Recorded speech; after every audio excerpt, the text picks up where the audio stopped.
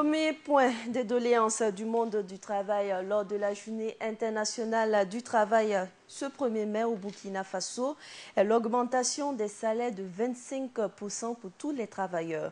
L'unité d'action syndicale réclame également la mise en œuvre de l'ensemble des engagements pris à l'issue de la rencontre annuelle gouvernement-syndicat de l'année 2015 et ce au plus tard le 31 décembre de cette année. Que retenir de cette rencontre? Que retenir de cette marche? Que retenir de ce 1er mai? C'est toutes ces questions qui sont abordées aujourd'hui avec Ismaël Ouedraogo. Bonjour et bienvenue. Bonjour Alida, bonjour à tous. Et avec un léger retard, nous souhaitons une très bonne fête du travail à tout le monde et puis une très bonne semaine en compagnie des programmes de Burkina Info. Et signalons au passage que nous sommes en mai, c'est le premier rendez-vous du mois de mai 2016. Donc très bon mois de mai à tous. Voilà. Alors Monsieur Ouedraogo, un 1er mai placé sous le signe de l'offensive. Oui, vous savez, nous sommes dans une tradition qui date des années-lumière, on dira, par rapport aux revendications qui ont été menées par des travailleurs depuis des années et des années. Aujourd'hui, on est en train de capitaliser ce qu'on appelle donc cette journée dédiée au monde du travail qui est le 1er mai. Alors, 1er mai, journée par excellence des revendications, journée également par excellence du rappel des revendications syndicales auprès des autorités afin qu'elles se penchent sérieusement donc sur ce que le monde du travail veut. Alors, au Burkina Faso, on a 57 points de revendication, dont naturellement les mêmes qui reviennent pratiquement depuis des années, 25% d'augmentation des salaires, satisfaire, les revendications à tous les niveaux, les crimes économiques et de sang. Il y a également donc la liberté d'expression et d'opinion, la liberté syndicale également qui est préconisée. L'un dans l'autre, donc, on a l'impression que ça ne bouge pas beaucoup au niveau des revendications parce que les problèmes sont les mêmes, les problèmes demeurent les mêmes, donc du coup, il n'y a pas d'innovation en matière de lutte syndicale, malheureusement. Et à qui la faute? Alors, est-ce qu'il y a lieu d'accuser quelqu'un dans ce sens-là? Je ne pense pas. Il faut peut-être penser désormais à donner une nouvelle dynamique aux luttes qu'on mène dans ces pays. Malheureusement, nous avons une tradition qui régulièrement revient aux pays francophones. C'est cette tradition de revendiquer à n'en pas fini. Moindre chose, on pense que ce n'est pas la revendication qu'on peut obtenir gain de cause. Malheureusement, nous sommes en train de nous aligner sur ce que fait un pays comme la France. Parce que si vous regardez un peu partout dans le monde, le 1er mai, c'est vrai que c'est une journée consacrée aux travailleurs un peu partout dans le monde, mais la lutte qui a été menée aux États-Unis, rappelez-vous très bien, où les premières heures de lutte ont été menées un peu partout dans le monde, dans ces pays aujourd'hui, on n'est pas dans cette logique de revendication continue. On est plutôt dans une dynamique de travailler à faire en sorte qu'on ne soit plus indéfiniment dépendant de l'État central.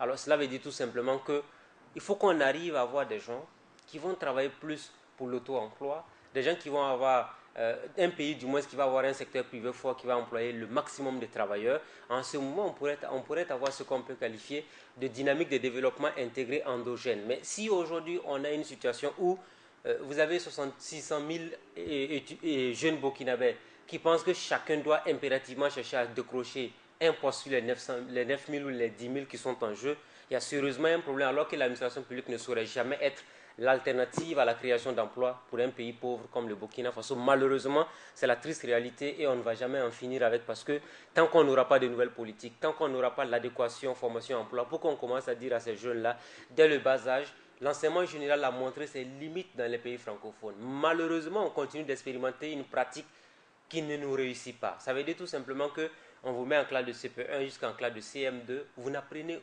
aucun emploi. De la 6e en 3e, c'est la même chose. De la 3e en terminale, peut-être qu'avec l'enseignement professionnel, ça commence à bouger. Arrivé à l'université, il y a des gens qui vont faire première année, deuxième année, troisième année, quatrième année à la fin de leurs études, leur cursus à l'université. Ils ne peuvent absolument rien faire. Et quand ils arrivent dans les entreprises, il y en a même qui ont bac plus 5, bac plus 6. Quand ils arrivent, vous leur demandez simplement de faire un petit CV, ils sont incapables de le faire. Quelle réussite avec de telles formations à la base. Donc ça veut dire qu'il y a lieu aujourd'hui de revoir tout le système éducatif parce que si on a un bon système éducatif, on va plutôt employer des jeunes ou encore on va avoir l'auto-emploi.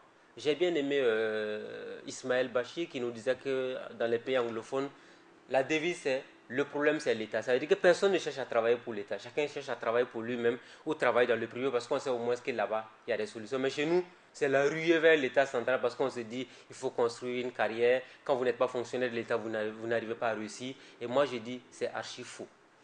Alors, M. Ouedraogo, en attendant de pouvoir repenser cette lutte, l'UAS réclame de meilleures conditions de vie et de travail. Si jamais les syndicats ont en gain de cause, qu'est-ce qui doit changer selon vous? Alors, si les syndicats ont gain de cause, bon, de toute façon, ils n'auront pas gain de cause avec parce que l'État ne peut pas augmenter les salaires de 25%. Ça, c'est pas possible. Ensuite, deuxième élément, là où peut-être la revendication peut atteindre tout le monde, c'est le fait que si les syndicats luttent pour qu'on baisse le prix du carburant à la pompe, nous sommes tous bénéficiaires parce que nous roulons avec des engins aujourd'hui qui nous permettent régulièrement d'aller à la station pour prendre du carburant.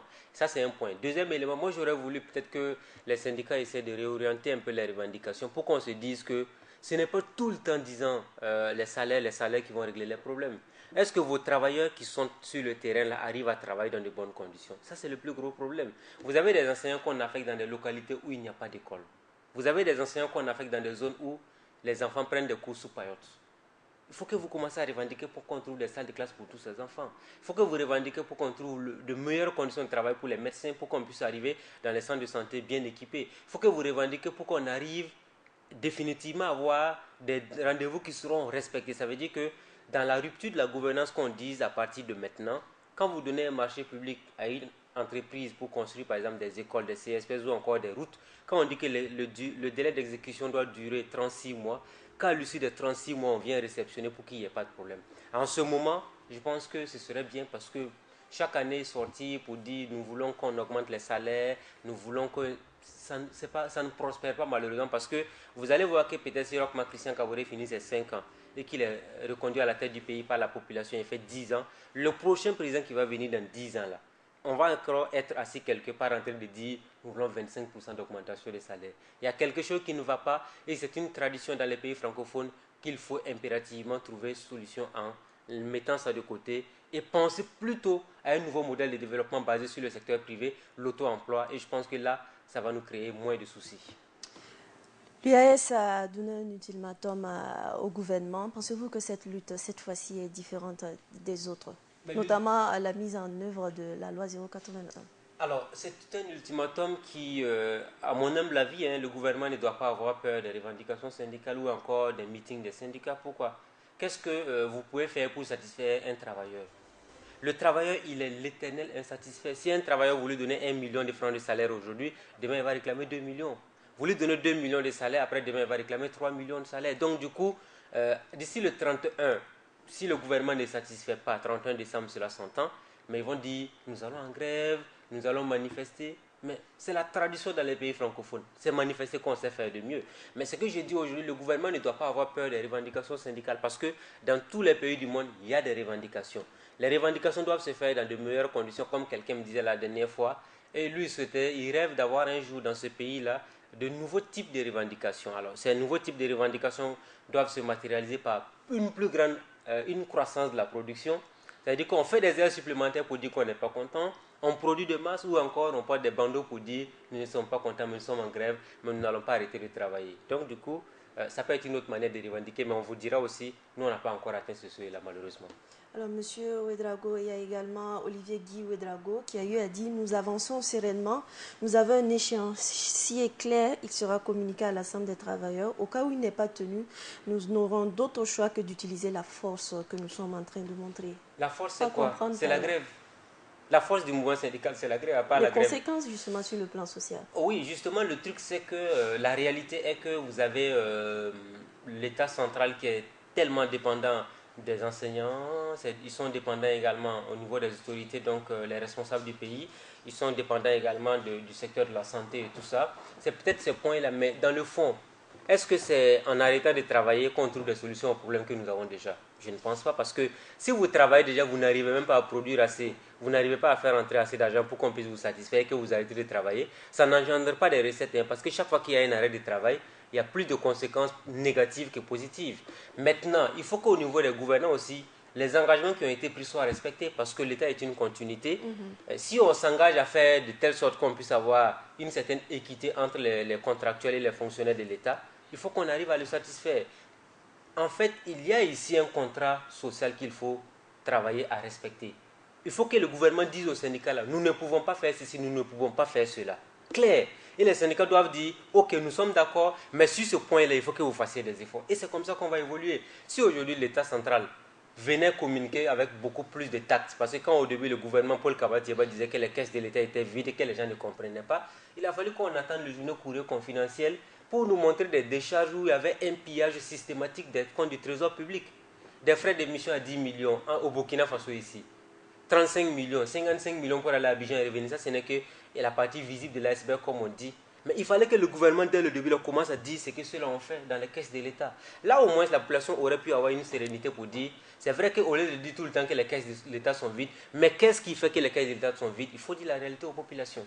Monsieur Ouedraogo, pensez-vous qu'on pourra éviter la grève? Est-ce que le gouvernement pourra, un temps soit peu, satisfaire les revendications des syndicats? La grève, on ne peut jamais l'éviter. Partout, il y aura la grève. La grève, c'est quand il dit il y aura la grève, il y aura toujours quand même des mouvements de protestation. Parce que, vous savez, si vous avez 2 employés, vous avez 2 personnes différentes. Vous avez 3 employés, vous avez trois différentes manières de percevoir le monde du travail.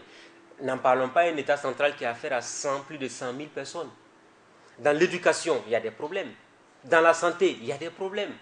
Au niveau de la justice, c'est vrai qu'on a réglé une partie du problème, mais vous avez remarqué que la dernière fois, les GSP sont allés en grève. Parce que tout simplement, les statuts particuliers qui doivent leur être donnés n'ont pas été respectés. Donc, l'un dans l'autre, on ne peut pas satisfaire ces plus de 100 000 fonctionnaires, malheureusement. Et ça, c'est ce qu'on voit. Et ceux qui sont dans le privé, ils sont combien aujourd'hui? Est-ce qu'on peut satisfaire tout ce monde du travail dans le privé? Il y a même des élèves aujourd'hui que vous allez voir sortir parce que tout simplement le professeur n'est pas venu à l'heure. Donc, vous savez, c'est difficile de satisfaire le monde du travail. Il faut trouver juste des parades, il faut trouver juste des solutions pour qu'on puisse contenter la majorité et puis peut-être la minorité. Mais là aussi, c'est difficile. Mais moi, je pense que c'est plutôt une question de communication, une question d'approche et également une question de vérité auprès du partenaire social qu'on a en face. Merci, monsieur Ouedraogo. Merci bien, c'est gentil. Et bonne journée à vous. Bonne semaine, on dira. Bonne semaine, merci. Mesdames et messieurs, c'est donc fini pour l'édito du jour.